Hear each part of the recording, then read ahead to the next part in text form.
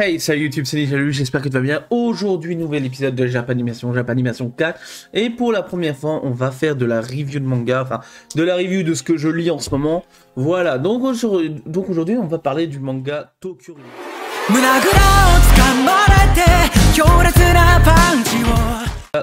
Revenger et de l'anime aussi.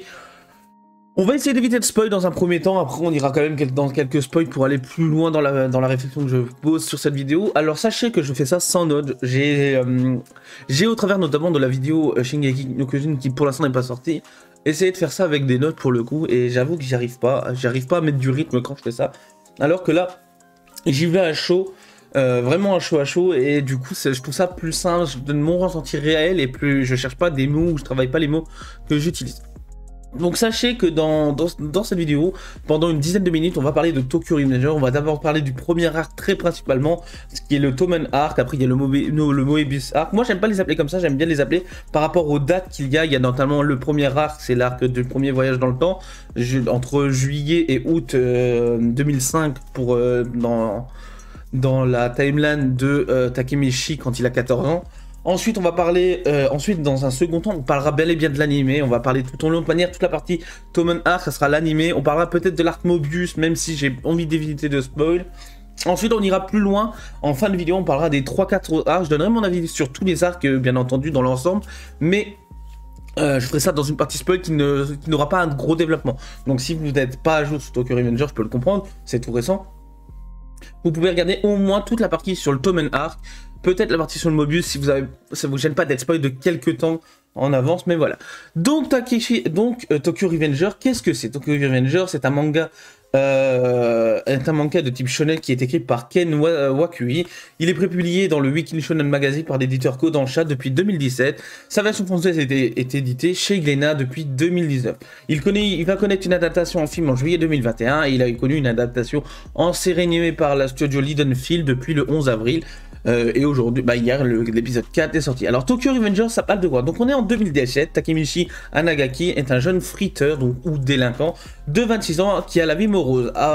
Il apprend via un flash télévisé que son ex-petite amie du collège, Tachibana Hinata, que l'on appellera Ina comme dans le manga, est décédé dans un conflit impliquant le petit frère de cette dernière, Naoto, et le gang des Tokyo Manjikai. Le lendemain, alors qu'il revient d'un travail à temps partiel, Takemichi se fait pousser sur un quai par quelqu'un. On ne sait pas c'est qui, et à ce moment-là, il est sur le point d'être percuté par le train, mais finalement il fait un bond dans le temps de 12 ans en arrière. Il se retrouve au moment où il sortait avec Hinata, l'année de sa 4e, et il prend ainsi la décision de tout faire pour empêcher le meurtre de Hinata.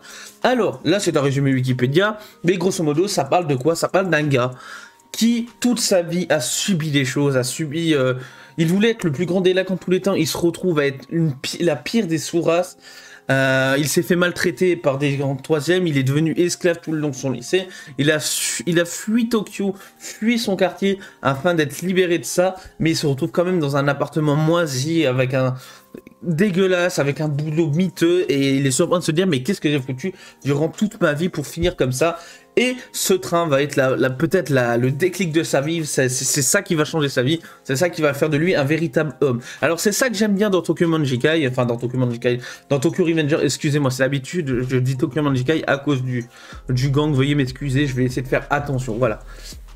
Donc c'est ça que j'aime bien dans ce manga, c'est vraiment cet aspect très mature, c'est pas un shonen où le gars veut devenir absolument quelque chose. Le gars il veut juste sauver des gens, il veut juste sauver ses proches, et plus on va avancer dans l'histoire, plus il aura de gens à sauver, et plus on va avancer dans l'histoire, plus les enjeux seront énormes. Dans un premier temps ça va être simplement sauver Ina. Alors Ina, bien entendu, c'est pas forcément c'est sauver une vie, donc ça reste quand même important, mais par la suite on va voir petit à petit qu'il va devoir pas sauver que Ina particulièrement, mais bien tout le Tokyo Manjikai, et même, j'ai même envie de dire, se sauver lui-même quelque part, parce que tôt ou tard, cette histoire du Tokyo Manjikai qui a mal tourné, et ça sera le second point qu'on va aborder, va lui aussi avoir des répercussions sur sa personnalité.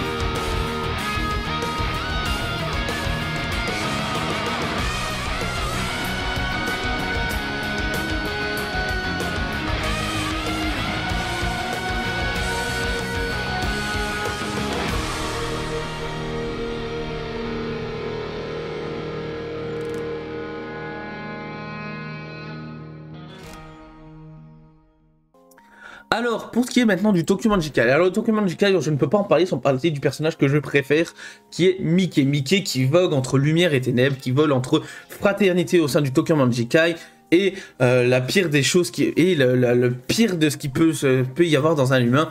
Il joue contre ça. Et dedans, on a deux protagonistes qui vont le faire balancer soit d'un côté, soit de l'autre. On a d'un côté Takemichi Anagaki, qui sera la lumière, qui sera le grand frère que Mickey a...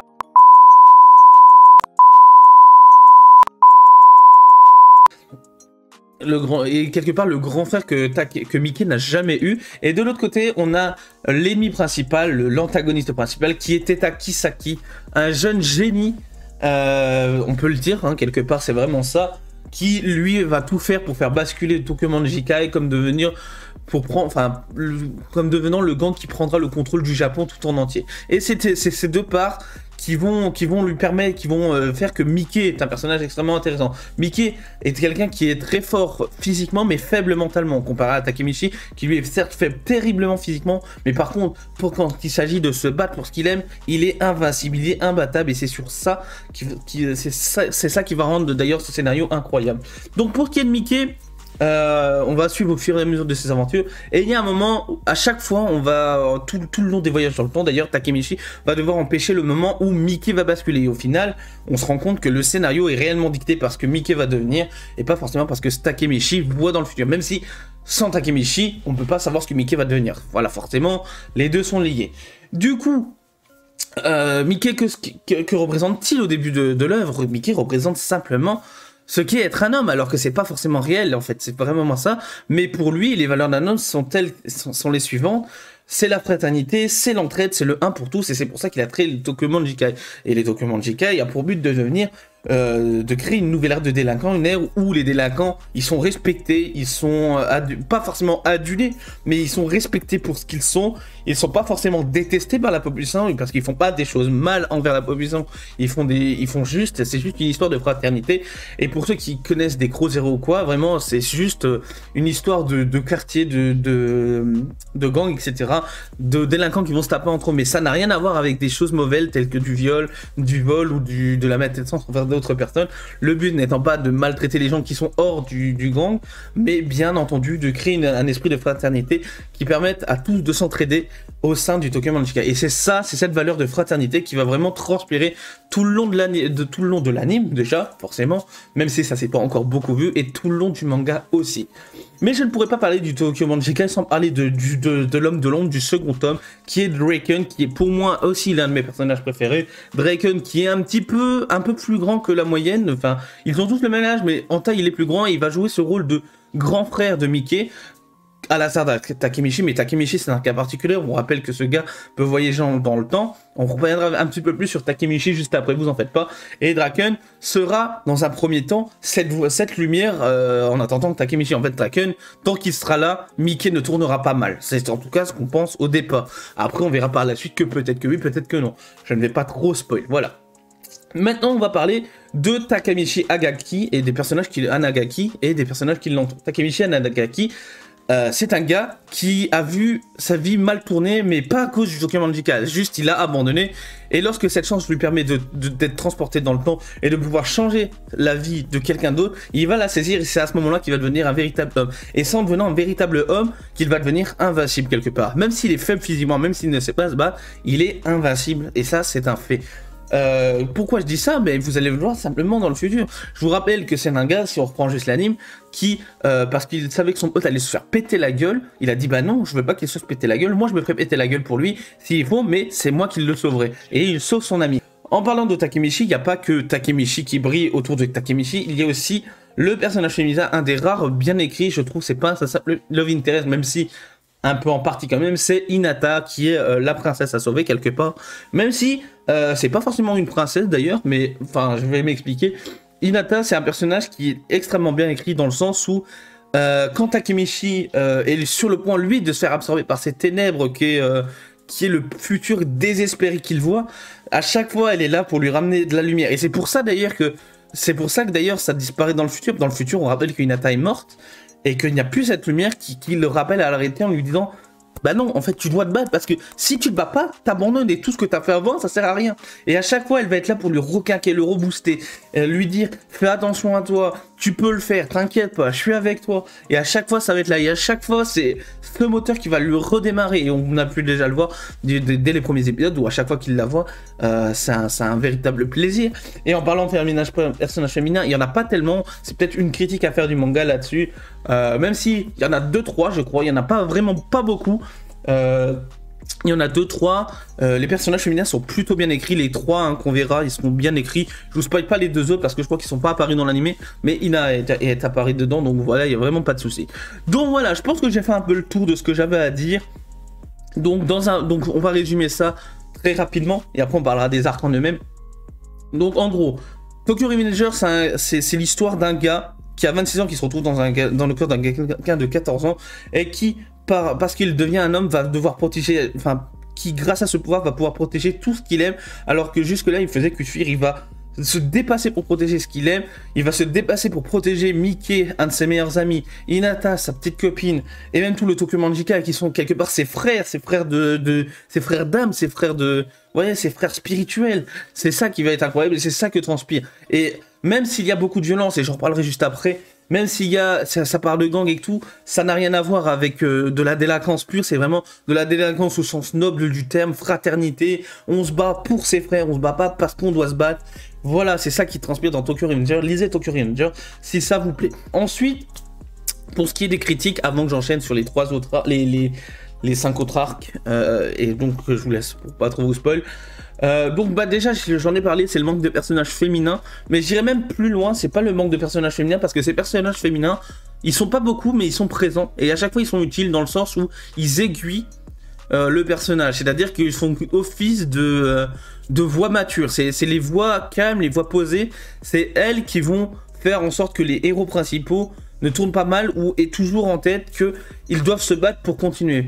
Et le problème, c'est que ça, c'est un des problèmes que je vais évoquer après, c'est le manque de conséquences de ces gangs. C'est-à-dire qu'on a des gangs qui se battent régulièrement. Alors, il y a des conséquences policières, j'en parlerai plus tard dans les autres arcs, il y en a.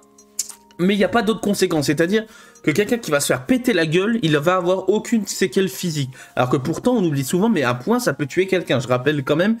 Voilà, c'est assez violent, ça peut tuer quelqu'un. On parle quand même d'un gars des fois qui fait des prises de karaté qui tue personne, tu vois, c'est incroyable. Donc ça, dans un premier temps, ça m'a un peu gêné. C'est pas forcément ultra gênant, on les voit en sang et tout, etc. Mais une fois l'arc fini, au bout de les 3-4 chapitres, c'est bon, il est soigné. Le gars, c'est bon, il est tranquille, tu vois, tout va mieux.